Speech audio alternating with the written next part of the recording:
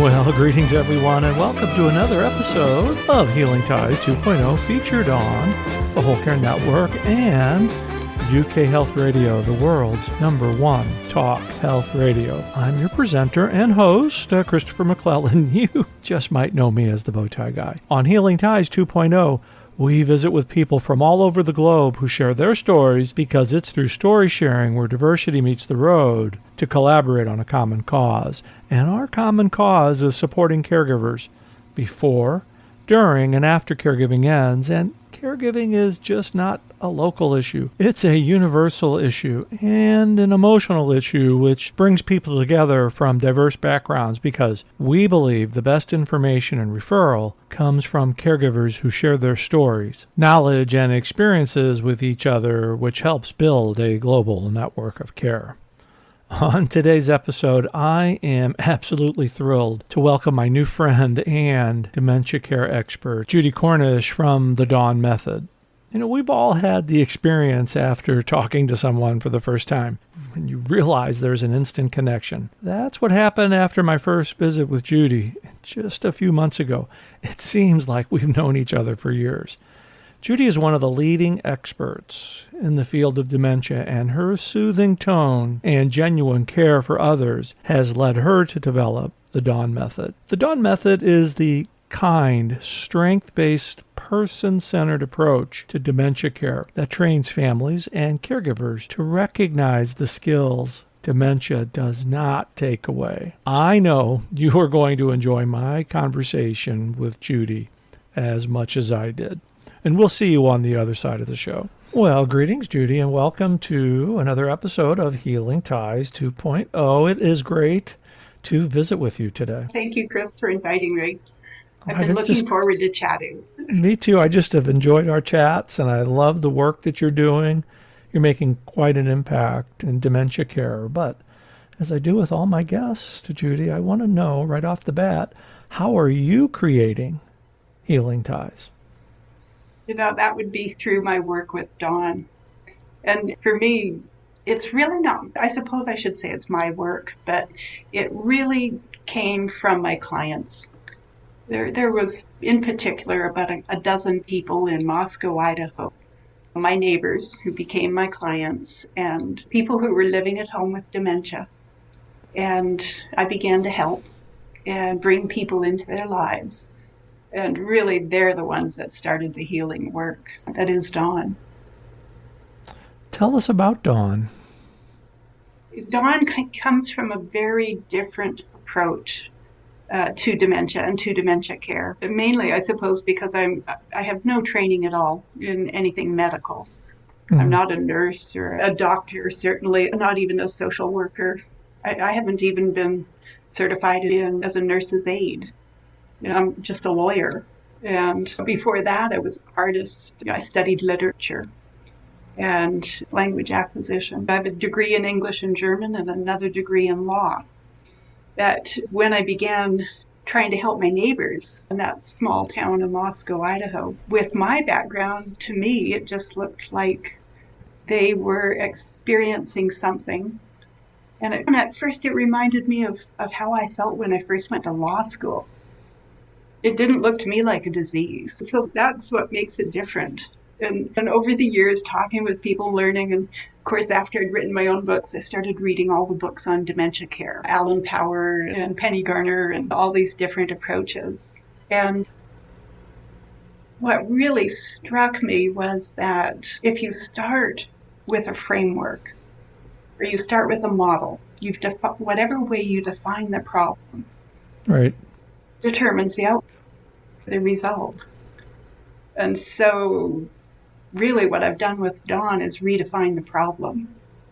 You know, take it from the realm of disease and medicine and put it into the realm of human experience and how we feel when we lose skills and how we can help each other and how we accommodate each other anyways, normally, when dementia isn't a part of the picture. I just love this redefining the problem. And I think the other thing that you said that really kind of hit home, for me and all of our listeners, I'm sure, is it didn't look like a disease.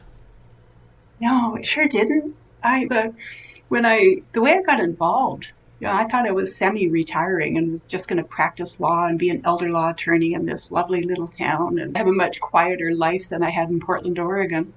And it was a neighbor, the woman across the street, and she'd be out there watering her tomato plants, and I'd be puttering around, so I'd pop over and say hello. And I think she's probably in her mid to late 60s. I was early 50s. And she was great. She was funny, full of energy. She'd tell me that she was out there watering her tomatoes. She hated gardening, but her husband had the green thumb, and he was gone. And she said she'd stand out there and time herself. And I realized she was pretty forgetful. And then when she invited me inside, I saw she had the most intricate, complicated system of sticky notes, calendar, day timer, notes everywhere. And I realized she was this incredibly bright, intelligent person managing memory loss all by herself in the house she lived in for more than 50 years. And that's not disease. That's right. Brilliance. That's really exactly. She was aware. Oh, yeah. Yeah, she did not have any anosognosia. She knew, and she'd tell you. She used to say, I have to run a timer for everything, and she carries sticky notes around in her hand. And she used to say, boy, I'm not good at very many things, but I'm really good at forgetting. So, a positive outlook on something that's right. I'm thinking about this as oftentimes when you don't see something or see that there's something wrong, whether if you have a broken arm, you walk around and people recognize that you've got a cast on, something's wrong. Right. Everybody accommodates you. But if you have cancer, it's internal. For the most part, mostly it's internal. There's skin cancer and all. And then dementia, you don't see it. No, and yet even with cancer, eventually you'll begin to lose your hair or you become weaker, and then people recognize that. But with dementia, somehow, I think we're just really confused by what it means to lose skills rather than gain skills. Like we're totally on board with kids. Kids gain skills. Children learn. They grow. They become better at things. They use better judgment. Well, actually, not until after the frontal lobe finishes developing somewhere close to the age of 30. But we are on board with people getting better at living life or accomplishing things or doing things. But then we get all confused because when we become elders, instead of getting excited and embracing this third stage of life, when we get to stop being so active and slow down, and instead of being forced to accomplish and do things all the time, now the role is to be rather than to do, and to share rather than to gather. And we've lost that. Yeah, and we're always so busy that we don't take the time. And the example I like to use is standing in a checkout line.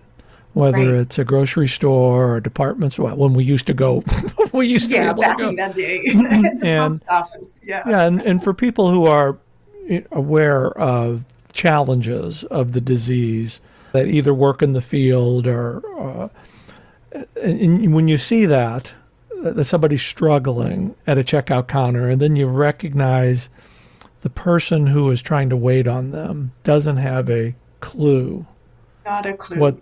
Doesn't have a clue of what's going on and is getting aggravated. Right. And they get aggravated in seconds. Right. We can't even give another human being a minute. We're just not self-aware that we're not. There might be, and there probably is something going on with this person that's causing that type of behavior. Yeah. Yeah, we've lost. Actually, I think that's really the core of it. That we don't understand our own cognitive skills. We don't understand how our brains work. Mm-hmm. We don't understand really who we are. And so we're confused, and we think that we have no value unless we can do things and do them well and accomplish things and make money and produce. But it's always about producing. Right. But the value is in the person. So that's how we begin by devaluing ourselves. The and value is in the person. That is right. That is beautiful. Yeah, but if you focus too much on technology and capitalism, we take our eyes off ourselves and off our companions, and we forget that it's all in companionship and humanity is where there's real enjoyment. Beauty. And we forget about our compassion as well. Right. Yeah. Yeah. Oh, goodness. I as my listeners know, I did not, my caregiving experience was more in and around cancer. Mm-hmm. And I've been blessed and being a caregiver advocate where I talk to caregivers who are dealing with somebody, a loved one, a wife or a husband or a partner, that dementia. And there's a lot of similarities, but there's a lot of differences as well. I wonder if you could talk a little bit about that. For me, the big difference is whether or not there's a chance of curing or treating something that we experience. Mm-hmm. And to me, that's partly the trouble with the way we define dementia. Right. You know, here in the United States, we're really good at this disease model. So we go to the doctor, we want a diagnosis, and we want to understand. And it's so appropriate with cancer. I need to know exactly what kind of cancer it is and where it is and whether it's spread and how far along it is. Once we know that, then we can have an intelligent conversation about the options. Right. And so then you get on board with the medical experts and you start going through and pursuing as many treatments that are appropriate. And we are hoping for cure. If not cure, at least we can hopefully have it go into remission for a period of time. Mm-hmm. And so that's where using a medical model is really appropriate. That, like with dementia or with aging, right. There's no cure. There's no treatment. Cure. And there are things we can do that decrease our likelihood of contracting or beginning to experience dementia. There's possibility that there are things we could do from a lifestyle perspective that might slow the progression of dementia. But dementia itself, maybe we'll find a cure for Alzheimer's disease. Well, that's good. And then we'll cure the Alzheimer's disease incidences of dementia, right. But not all the other dementias. Not until we cure all the diseases in the world. Parkinson's, cardiovascular disease, everything. And change our lifestyles and start eating better food and stop having to spend our adult years sitting at a desk. But there's no cure. There is no cure. Mm-hmm. Yeah. And we're so focused on curative care, while there's a palliative care and hospice are trending upwards, it's still often unknown. Unknown, yeah. And I think the hardest part is at the beginning, when we first get diagnosed, when we first come to understand that we're going to deal with something, be it if it's cancer, everyone in the family, we all focus our attention on treatment and working together to support the person.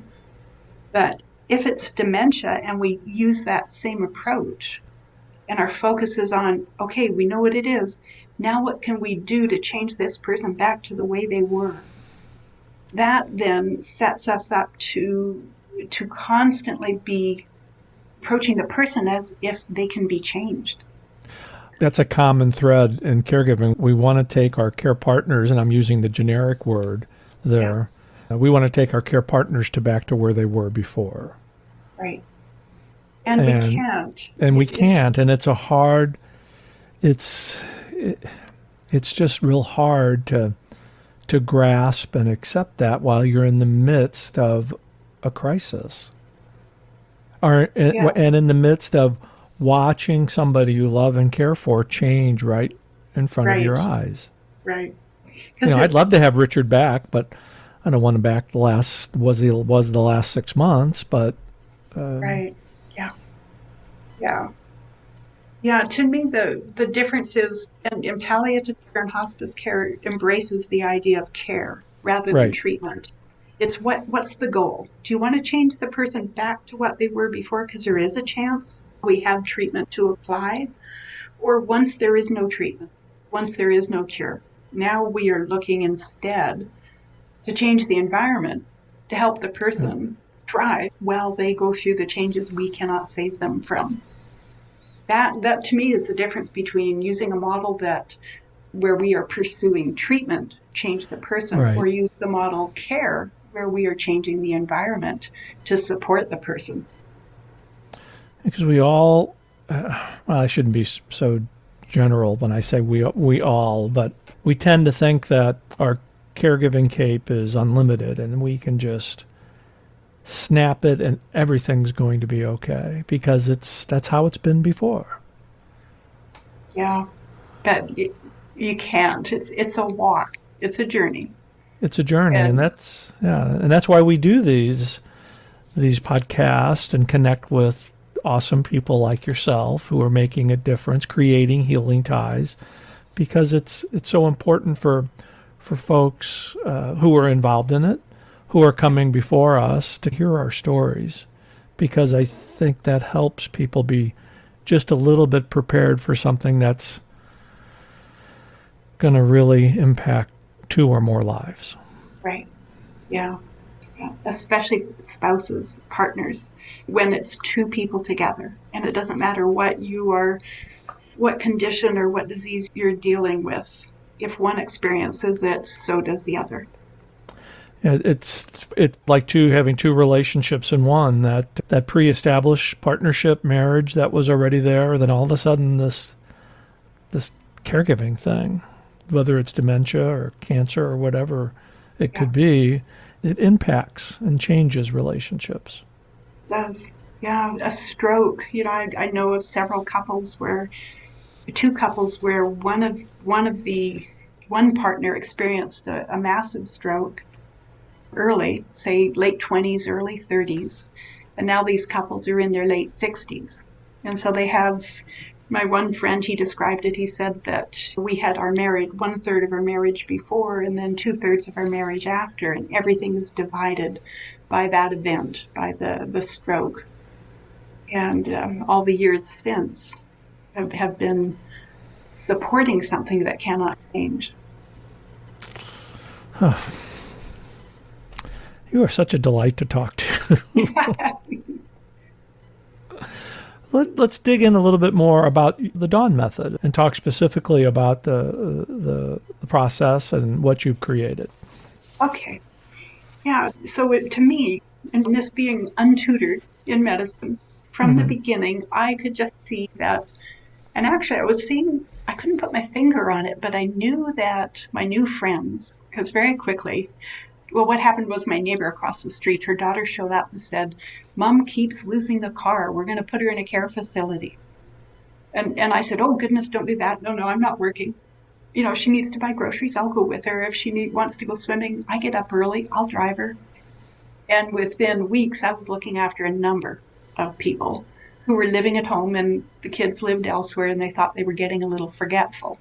Mm-hmm. But this right away, I could see not that anybody had a disease, and certainly not that any of these lovely people, my elders, all of them, certainly not that they were becoming crazy, doing inexplicable things for no reason at all. I didn't see anything like that. And in the back of my mind, I knew that was how dementia was described or seen. Mm-hmm. That wasn't happening. Everybody was very emotionally uncomfortable, distressed and stressed by what was happening. And I couldn't put my finger on it, but I finally realized that's what it felt like when I went to law school. After studying art and language and literature and getting a degree in German and English languages, and then on very short notice, I ended up about to lose a scholarship, and the only thing open was law school, and so off I went. 3 weeks notice, I'm sitting in law school feeling like, what happened to me? What happened? What happened to my life? And immediately I discovered that my way of thinking my use of intuitive thinking skills wasn't welcome. It didn't work. And there's this other way of looking at and thinking, rational thinking skills that were required. All I could do was just identify the facts, identify the law, apply the law to the facts, write about the result. And it was very technical and stripped down. And to me, it was terribly uncomfortable. And I survived it miserably. And here I am 10 years later. And there's half a dozen seniors and me. And I can see they're really upset too. And finally I realized, this is what's going on. I lost the ability to use intuitive thinking skills, and I was forced to use rational thinking skills, and I was not very good at that. I learned to be good at it, but I was not good at it when I entered law school. And that's what's happening to these guys. They're used to having rational thinking skills, but they can't do it anymore. One of the first things I noticed was that nobody seemed to be able to see cause and effect. I'd say, hey, we better take our coats when we go get groceries because it's snowy outside. And Mary, my friend, my client, she'd look out and say, yeah, it's snowy out there. Well, here's your coat. Well, I'm not taking my coat. Well, but it's cold out there. Well, I'm not wearing it. And then as soon as we walk out the door, she's like, oh, it's cold. But when she was standing inside, she wasn't cold, so she wasn't going to wear a coat. That's just cause and effect, and that's just one of our rational thinking skills. Or I'd say, my goodness, it's 9 o'clock and we need to be over to Pullman to that doctor by 10. We better, let's see, you probably want to have some breakfast. So let's see, we better get ready to go. And Mary'd be saying, no, I'm drinking my coffee. But Mary, we need to go. See, we only have so much time. It's more important that you get a shower than it is that you drink your second cup of. No, I'm drinking my coffee. And she wasn't being difficult. She just couldn't use prioritization. She couldn't prioritize. She couldn't understand why one activity was more important than another, or why she should stop doing something to do something else. See, and that's losing rational thinking. Right. And the clearest example of that, the thing that really surprises me, we say people who are experiencing dementia experience personality changes and they become really difficult to work with, and combative behaviors. One of the symptoms. Yeah. But if somebody loses their eyesight, or if somebody breaks their hip in a fall and needs to use a wheelchair, we don't say to the person who is in the wheelchair, come on, stand up. You used to walk. I know you can do it. Come on, let's go. You can walk. We don't say to the person who lost eyesight, we don't say, well, look, I'll point your eyes. I'll point your head in the right direction and you just follow my finger. You can see it. I know you used to do it. And yet when somebody loses rational thinking and they lose the ability to use reasoning, we say to them, oh, come on, Mom. Yeah. You need to do this and this and this. It's important because of this. It's important. You must not do that because this will happen and that will happen. And when we do that, all they can hear is just accusation. Because there's no reasoning skills. There's no reasoning skills. So what's wrong with us? We're the ones that are crazy. We think they can care, if we just give the reasons, they'll understand, suddenly reclaim and get reasoning skills again. So, how do you think we could make? How do I want to ask this? How do you think we could allow or make people become more aware of the symptoms that their loved ones, family members, friends are undergoing, especially at early stages? Boy, I struggled because for the first 5 years, I just would explain to people the skills their loved one was losing. And then finally I realized, no, wait a minute. I'm talking about rational thinking and intuitive thinking to a person who doesn't even know they have two sets of thinking skills. And so with the Dawn method, what I do is I teach people 8 classes over 8 weeks.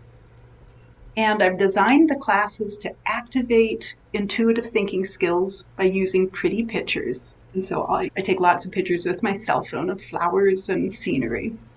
And I don't use pictures of nicely scrubbed seniors and nurses' aides with scrubs and name badges. I use pictures of beauty.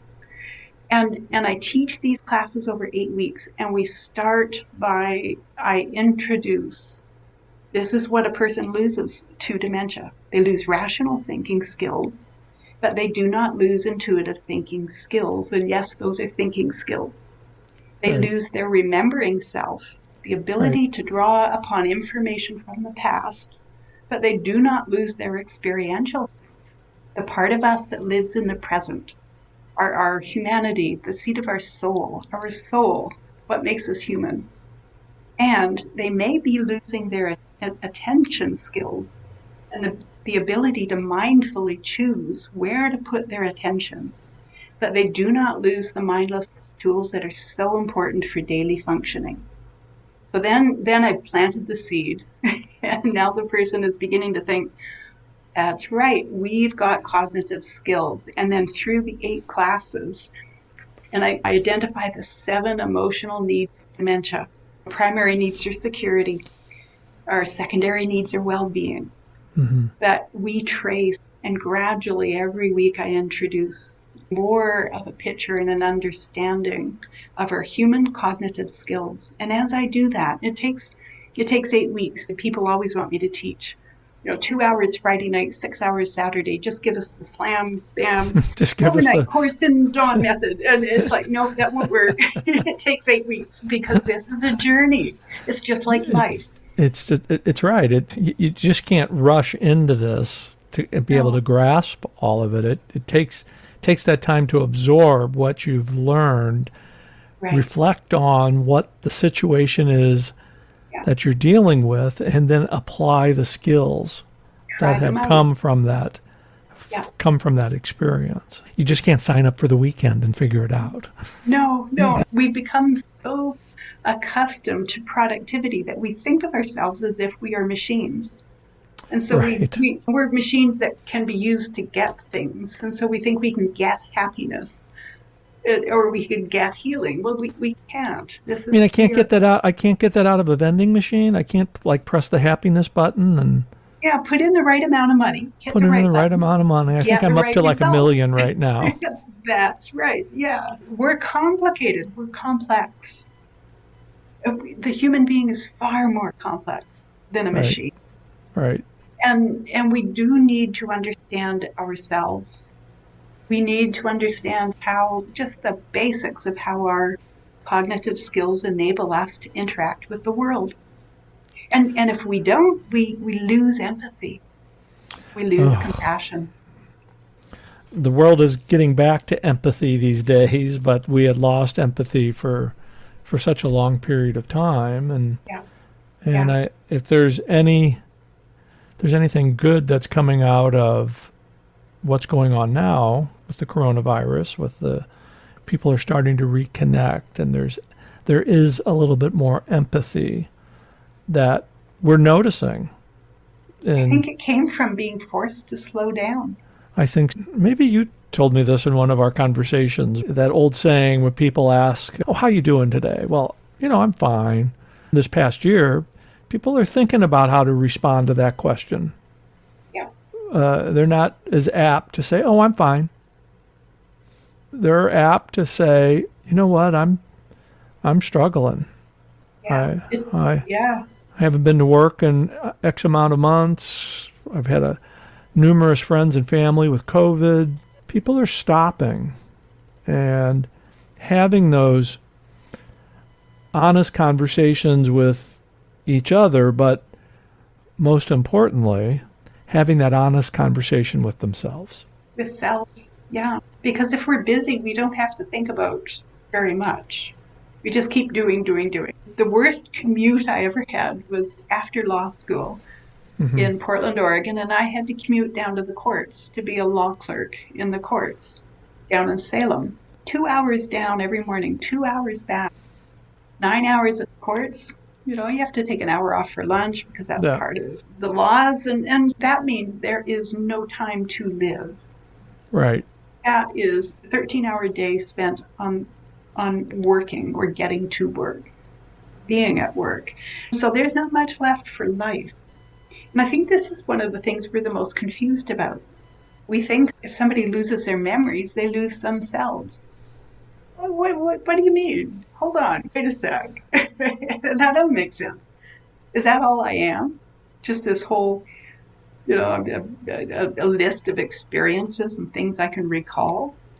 No, I'm a human being. I I'm a live in the human being. present. Yeah. I live in the present. But we're so caught up with the future. We're saving for the future. We're planning for the future. We're going to have a good life in the future after we get to quit the 13-hour days. And we're so afraid to let go of the past. But our present is nothing. Present is being the future is today. Preoccupied. That's right. The future is today because you don't know about tomorrow. And it's been hard for me to adjust my mindset. It's just kind of live in the moment. I lived in the past for years after Richard died. It's very hard. It can be accomplished. We can put ourselves in present tense. I had a bizarre experience when I was a teenager that made me think about this at a much younger age, I think, than most. I ended up stuck on the last Bahamian island in 1977 for quite a while, like about 2 months. And at first, and now wait a minute, this is Crooked Island before the Bahamas were developed into a suburb of America. This is back before there were marinas or condos. It's not the British Virgin Islands we're talking about. So No, this island. There was a couple of cottages. A few Canadians would go down for the cooler seasons. And there were some people that lived there, one family and primarily that did. But I got stuck there. And we couldn't get off. And every Saturday, there was Marine Band. And every Saturday evening at 6, I think, the local man, Wilfred, would get on Marine Band. And they'd patch a message up to Nassau that there were a couple of Canadians that really wanted to get off the island. Could they send a plane? So what happened during those weeks was I learned that every day the sun will rise. Every day I will get hungry. And every day before it's too hot, you'd better go fishing. And you better be thinking about how much food there is and where you can get the papayas and where the lines are and whether or not, and if you can't catch a fish, maybe you can catch a fish, but you can't get it into the boat because the barracudas eat it off the hook. Then you have to go and dive for lobster because you will get hungry. But I learned at the ripe old age of 17 that life happens in the present. And I remember sitting at some point, maybe 3, 4, 5, 6 weeks into this experience and thinking, watching the sunset, because that was a big deal. Watch the sunset. It was beautiful. Every day different. But I remember thinking, they lied to me. It's not true. I don't have to spend the rest of my life in a cubicle at a desk.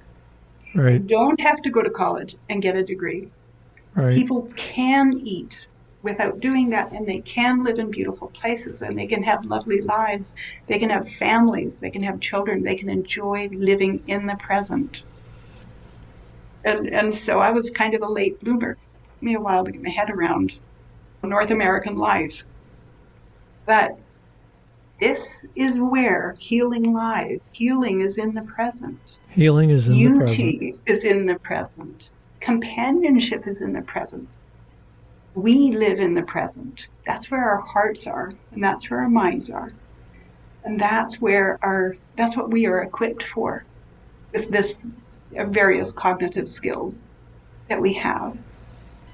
So to find respite, if you're a caregiver, you have to be in the moment, and you have to choose to use that moment to pursue love, beauty, companionship. And if you don't, you've lost your chance, and there will not be respite till the next moment. And then you get to choose again. That's beautifully said, Judy. So many of us, we sit and we think, my life is terrible right now. And maybe it is really, really terrible. My heart is breaking right now. It is. Right now, my heart is breaking. But what can I do right now in this moment that will feed my soul? You have to look in the present, in the moment. What's around you? Can you What's see? around you? What Reach can you out. hear? Yeah. What can you taste or touch? Smell? Well, that's the only place to find it. Oh, goodness. Such beautiful words of wisdom. Wow. I think this is really the best time for us to take our break. It's such beautiful words, though, Judy. Let's take our break, and then we come back. We'll have a little bit more conversation about this. But I always ask my guest about a fun fact, but I think you revealed a fun fact here earlier. But we'll pick up on that when we return. So you're listening to Healing Ties 2.0, featured on the Whole Care Network and UK Health Radio, the world's #1 talk health radio. We'll be right back. Everyone has a story, but not everyone gets the chance to share their story. So we're going to give you that chance. We want to hear about your story. We want to know how you're creating healing ties in your life and in your community. Email the bow tie guy at healingties.com and indicate if you'd like to be a guest on the show in order to tell your story. To your health, happiness and prosperity. Coming up next week on Healing Ties. With Alzheimer's, at least how I understand it, there's the genetic Alzheimer's and there's non-genetic Alzheimer's, and I happen to not be genetically have the genetic disposition to have Alzheimer's. So it wasn't the first place they looked. They thought I might have had a traumatic brain injury or something else that was causing memory issues. And then once they finally got in and got CAT scans, they saw that I had symmetric frontal temporal lobe degeneration, and they saw that my memory center was already in the process of dying. So I'm already well into the disease of Alzheimer's at 40. I guess at the time I was 41 when I was diagnosed. Gary Joseph LeBlanc here. I'm going to be on an episode of Healing Ties coming up. If there's any episode you do not want to miss of Healing Ties, this is the one you do not want to miss. We've got a great show on early onset dementia. It's so important. We got an amazing guest coming up with us on it. You really do not want to miss this episode. Be sure to tune in to our next episode of Healing Ties as we visit with David Benedetto, who has been diagnosed with early onset dementia in his mid-40s, and dementia care expert Gary Joseph LeBlanc. From the Dementia Spotlight Foundation and Dementia Mentors, you do not want to miss this episode.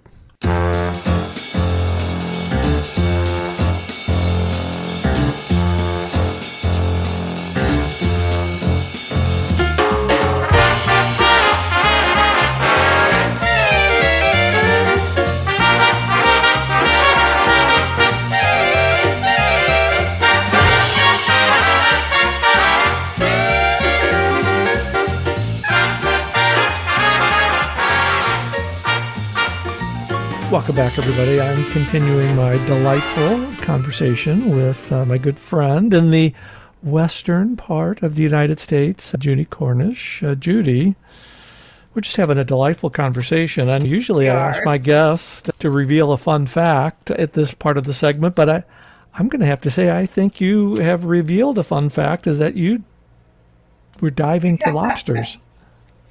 Yeah, and I ended up allergic to shellfish the rest of my life because I had to live on it. I'm not kidding. I mean, I'm definitely allergic to shellfish. Oh, yeah. Good.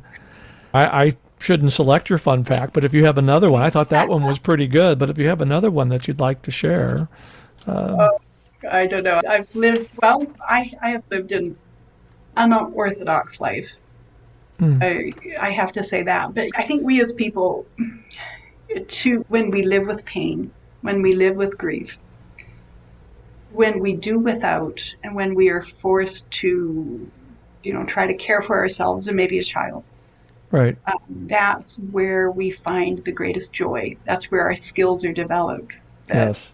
I've lived in everything from a tent to a sailboat to a camper I haven't lived in a car. I've been lucky there. I've worked all kinds of jobs. I'm not just a lawyer. Mm-hmm. I worked sheep. I've worked boatyards. I've worked, fabric stores. I've done all kinds of things. Hearing aids. I would be very hard put to think of all the jobs I've worked because I've never been too proud for any job. Mm-hmm. Fun things I've done all kinds of fun things. But what shaped me the most, I think, was finding out that every day the sun rises and you will get hungry and you need protein. And I know how to get a lobster. I know how to jig for fish. We glass bottom buckets and fishing, big hooks on fishing line. The first thing you have to do is dive for conch so that you can, break open, use a hammer and a nail to get the conch out of its shell so that you can carve it up so that you can bait the hook so that you can then fish for grouper or for parrotfish. And then if the kudas take it off and you end up with nothing, then you've got two choices. You yourself will go diving for a lobster, or you can just eat that conch raw. Because there's lines further up the island. You just go pick plenty of limes. Right, yeah. Oh, goodness. This is just, you see, this is a part of your background and history I did not know, and I'm very honored to hear it. One thing that anybody knows about it. Well, they do now. So they do now, right? But the two things that we didn't get a chance to talk about is your books. Oh, right, yeah. Yeah, that was fun. Yeah. Tell us about your books. Well, in 2015, books for me, or ideas, articles, sometimes they're just in you and they just need to come out. It's kind of like a birthing process. And so by 2015, I had to write Dementia with Dignity. It was ready. And I sat down January the 2nd, and I was staying in a fancy hotel down in San Francisco for 6 months. That's another long story, but I wrote from January 2nd to May 2nd, and I wrote the 13 chapters. And I just wrote every day from about 8 or 9, wrote for 6 or 7 hours. And then I was going to publish it, and a friend of mine who's in marketing said, because I was learning how to publish and learning all about what would be the best way to go. And he said, well, look, Judy, I'm sorry, but you wrote the wrong book. You have to write another one first. You can't put this one out first. You have to put out another one first to explain what you're talking about. And so then I just sat down and wrote the Dementia Handbook as if it were a memoranda for one of the justices at the Supreme Court, the Oregon Supreme Court. And so I didn't explain anything. I just identified the facts in order and wrote, it's just probably 100 pages explaining what I found to be true by spending more time with people who were experiencing dementia than people who weren't. And I should say, that was a unique experience I had there in Moscow, because I got to spend time with people before they were pulled out of their homes. To see dementia. To see it firsthand. To see it firsthand. When you think you understand dementia, but you've only ever seen people in care facilities. Right. That would be like saying, I totally understand what it means to be a teenager because I've studied people living in juvenile detention halls. That's not what the normal experience is. You have to be in your normal, your natural habitat. The Dementia Handbook, I was just explaining what I found to be true, what I found to work by spending time with people who were living with dementia at home. And then it was 2 years later that I published the Dementia with Dignity. That the hardest part about writing Dementia with Dignity was that I was writing stories and anecdotes about people living in a small town. And so I don't care about HIPAA. I totally respect privacy. Right. And only one family wanted to have their loved one identified by name. That was Hazel. And everybody else I asked, and I wasn't even allowed to dedicate the book to somebody by name. And so I would wake up in the middle of the night and I'd think, oh no, that story about Mary. So I hid it so that none of Mary's family or neighbors would understand that was about Mary, because I put Mary in John's house. And then I called Mary Jean, and I gave her a dog instead of a cat, and I had her daughter instead of a son. And then I think, oh no, but I made it sound like Jean. Oh, I got to rewrite that anecdote, because now it sounds like I'm talking about Jean. So then, okay, so we could call this could be George. It could be 2 cats, not 1 dog. You know, I mean, that was so difficult to try to preserve everybody's privacy and not hurt anybody's feelings. And it was because of stigma. Right. It wasn't because any of my clients had ever done anything that was reprehensible, against the law, anything they should have been embarrassed about, anything that was unintelligent. I watched people make the most brilliant workarounds for living without rational thinking and without memory skills and without attention skills. I saw nothing but brilliance and courage and steadfastness and character. Just to be able to share the good you are doing is, I just so admire you. Oh, I'm the mouthpiece. I get to show what these lovely people did, and then try to teach it to people who haven't seen it. Mm-hmm. Yeah. So Judy, let all of our listeners know how they can be in touch with you, how they can buy the book, learn more about the Dawn Method. This is all your time. Okay, so the website is thedawnmethod.com. And Dawn, I should probably say Dawn is the acronym DAWN. Right. That's for Dementia and Alzheimer's Wellbeing Network. It's so totally a work of my heart. Both of the books are available on Amazon.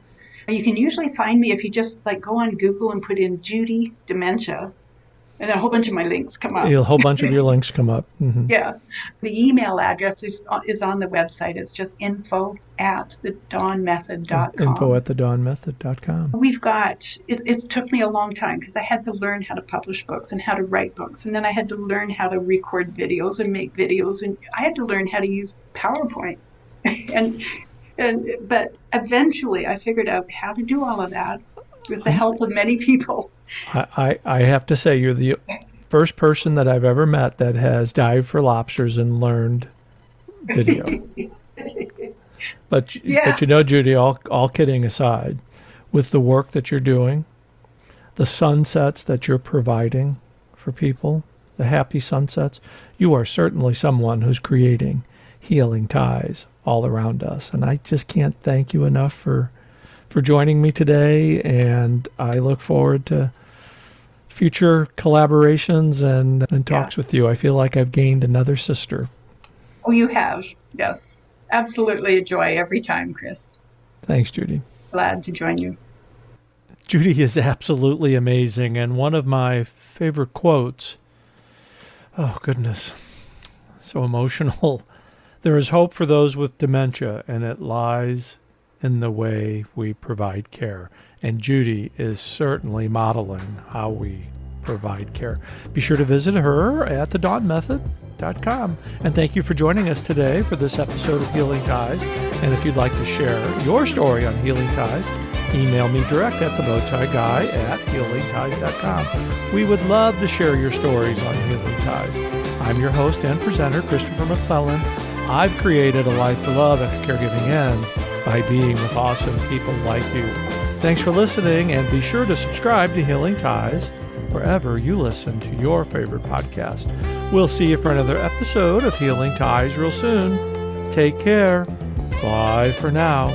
And be sure to stay tuned to UK Health Radio, the world's #1 talk health radio.